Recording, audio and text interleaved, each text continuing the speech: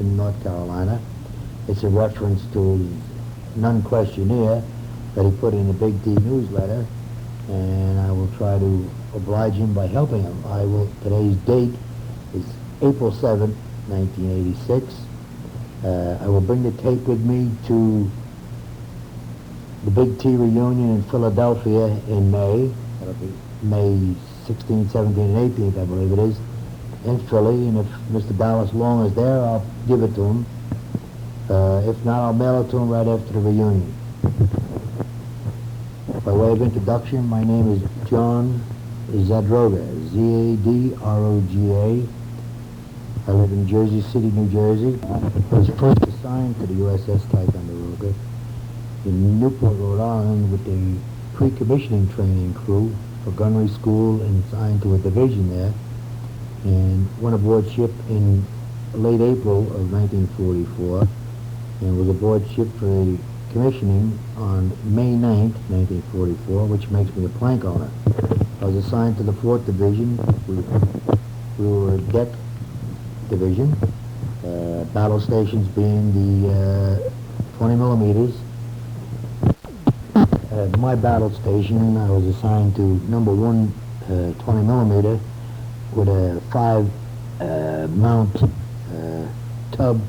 There were 5 20 millimeters in this mount, and mine was number 1, right next to the starboard, right under the starboard catapult. I had a good view of everything that went on during flight orders and on also January 21st, 1945. You asked, where was I? Was I there for the filming of The Fighting Lady? I was in that one big mob scene where the crew mustered on the flight deck. I was one of those guys in there. That was about it. As for knowing the captain, well, being an impressionable 17-year-old, you thought he was the best guy to come down a pike in a long time.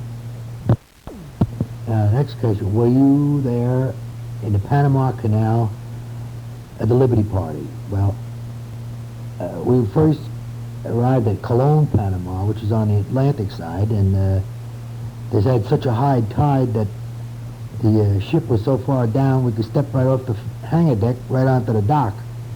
So myself and another seaman, who was a Mexican-American by the name of Juan Pina, showed our ID cards, got through the gate, and we went into Cologne, and we had a good time.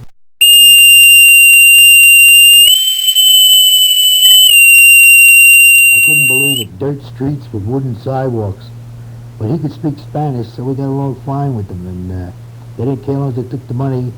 And being 17-year-old and drinking rum cokes, which I wasn't used to in the first place, we soon got a good package on.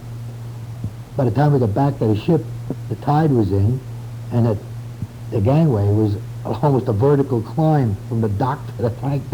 They took my Liberty card and ID card off us after we got back, and I was ossified, blind, drunk. I think one of the few times the tide went on. I went up to my sack, I fell into the sack, and I stayed there. I do remember guys coming around rumbling, and they had a muster on the flight deck, and I hear the captain talking, but I could only make out what he was saying. I was unconscious practically. Somebody took my keys to my locker, they checked my locker, gave me my keys back and left me alone. I do know that Juan Pina was talked to, and we weren't near where this incident took place, where all these guys crashed into this, jewelry or souvenir stand in the ship's store in the canal zone there somewhere. A lot of guys got in trouble. Next item here is B. Where were you there when he backed off into the drink at San Diego? I swore that incident when he fell into the captain fell into the water was at Pearl Harbor. I was on an ammunition loading party, taking 3 or 5 inch rocket heads at the back tailgate of a truck, putting me in the cargo net. They were hauled aboard the ship when someone hollered, "Man overboard." The captain had got out of the station wagon as a passenger, stepped to the back, tripped over the string piece, and fell into the drink. In war conditions, it was kind of dark on the dock, so maybe he got disoriented. But I think there were about 20 guys jumping into the water after him when he was floating down there. They shouted belay that diving overboard. I think the guys were diving overboard to get wet to get off the ammunition work detail. I do remember him hollering, "Save that hat," he said. "That cost me a month's pay." That was his big hat with all the scrambled eggs on it. One of the guys got that, and they finally got him up. We all went back to work. At least the guys that were dry got back to work. Well, in Norfolk, I stood a captain's mast in front of Dixie for coming back late from a weekend Liberty. Enjoying myself so much, I just got tied up in Washington, D.C., coming back from New Jersey, and the Greyhound buses weren't running as good as they should. I gave a big long spiel. He let me tell a spiel. When I got done, he looked at me. He said, "Son, I don't believe your story, but I'll let you up. I'll let you off with a suspended sentence this time." I think he was smiling because I was the last one there. Everything being done alphabetically in the Navy, being Z, I was last for everything in the Navy. I do remember being at a battle station on November 5th, 1944, when the captain took the ship and gave it a good hard turn, and the aircraft that was diving on us, Japanese plane, hit the drink right next to our battle station, and the ship was doing quite a bit of high-speed maneuvers, and rumor had it that he was chewed out for breaking his station in the convoy, or the fleet position where he's supposed to be. This is not a drill. This is not a drill. General quarters. General quarters. All hands man your battle station. January 21st, the day the ship was struck with the two suicide planes, I was in my compartment when general quarters sounded. I climbed up a hatch on the hangar deck, was about 15 to 20 foot away from the hatch when the first suicide plane came to the flight deck.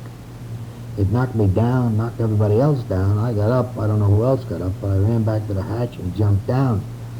I was so frightened I hit the ladder, bounced off the ladder, fell flat on my face on the deck, and I didn't even feel a thing. I must have hit it hard.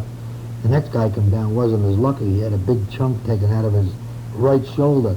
I started hollering for a corpsman, and by then the fellows coming through the hatch finally closed the hatch, and it was an aid station just below where this one was, and they came up and took the guy. I ran all the way back aft aboard the one deck below the hangar deck, climbed up another hatch, and went up on a flight deck. At that time, the whole ship was starting to burn, and I made my way to my battle station by staying alongside the superstructure. And I got to my battle station, and there was nobody there. I was the only one that made it. Most of the guys from my compartment didn't make it. So I started uncovering the weapons that had the weather canvas on it, started cocking these 20 millimeters, loading them up, putting the magazines in them, and then trying to get some of the pilots who were running down and showing them how to strap themselves in, and I showed them how to use these things. It took about another hour, and we got some other gunners up there and relieved the pilots or the aircraft gunners that were doing double duty there, standing with us. And we were standing there, and well, I don't know just how long when the second one came and hit the superstructure of the island. I could see guys being blown right off it. At my battle station, I had my life jacket and helmet with money and about 3 or 4 Hershey bars, all in prophylactics. If I had to go over the side, they wouldn't get wet. After being at my battle station for about an hour, 2 hours, I noticed my arms were burning and bleeding.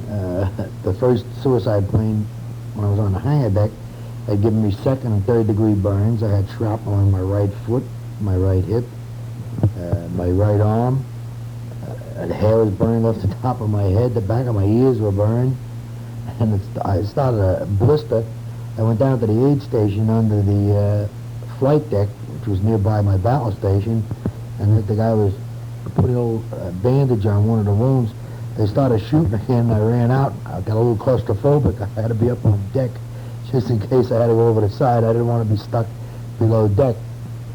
Well, I stayed at my battle station until I was ordered to go below to my bunk, and while I was laying there, I started to shiver. I almost went into shock, and somebody noticed me and ordered me back to sick bay. When I got into sick bay, the first thing they did was take my clothes off, give me a shot of morphine, and laid me down. From there, we got back to the the anchorage at Ulithi atoll, and was transferred from there to a hospital ship, USHS Samaritan. While there, I got all the wounds dressed and everything. This is like, I guess, the end of January we were back there, maybe like 5 or 6 days after, about the 26th or 27th. We went to see the captain, who was in a compartment, and he was in a pretty painful condition with all the shrapnel he had in him, and he had the funniest looking bathrobe on that I ever seen. All he could think of was, how you guys doing? How's things? Are you guys, they treating you all right? And we felt a little embarrassed going, hey, the guy, he looked like bandage all over from head to toe almost, with the silliest looking bathrobe on, and he's worrying about us.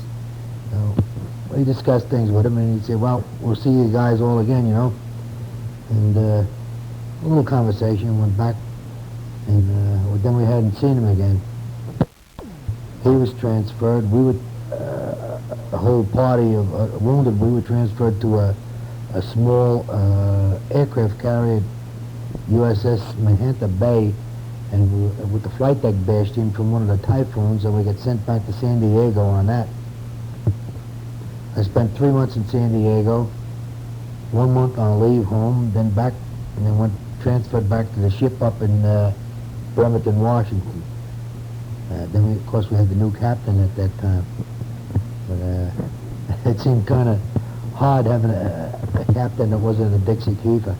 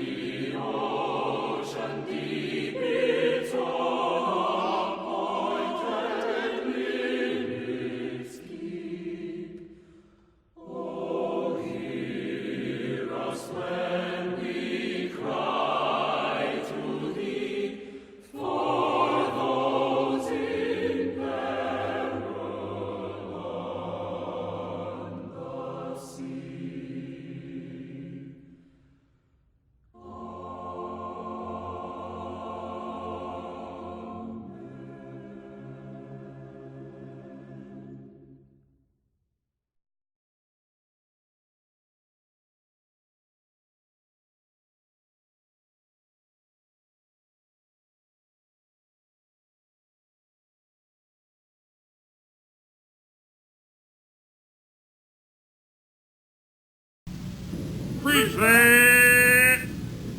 Move! 2, ready. 4, 8,